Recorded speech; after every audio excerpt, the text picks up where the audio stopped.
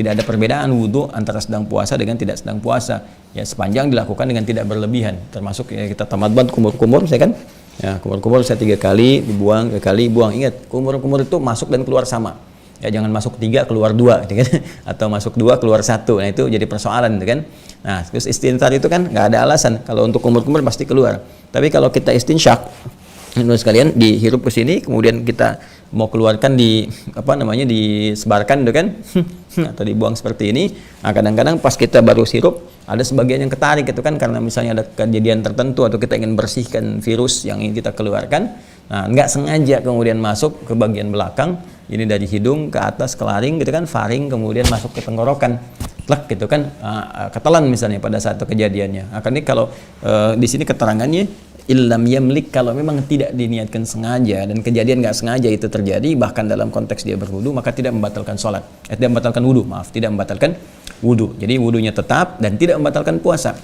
Ya, tidak membatalkan wudu dan tidak membatalkan puasa. Jadi wudunya sah dilakukan dan puasanya pun sah. Ya, bahkan kalau nggak sengaja misalnya sedang menguap, nggak ditutup, nah ini makanya ya tiba-tiba lalat masuk. Ini kejadian, beliau bisa kejadian lalat atau yang semisalnya gitu kan, lalu masuk tiba-tiba ketelan ke tenggorokan ya, nah, itu tidak membatalkan juga puasa. Hadisnya kembali kepada sahabat Abu Hurairah, yaitu Abdurrahman bin Sakhar, semoga Allah meridai beliau. Dari Nabi sallallahu alaihi wasallam, dari Nabi sallallahu alaihi wasallam, perhatikan kalimatnya. Qala, Nabi menyampaikan, idza nasiya, apabila seseorang lupa. Ya, idza nasiya, apabila seseorang lupa di waktu puasanya ya fa'akala wa syariba, sedangkan dia tengah dalam keadaan sedang makan dan minum.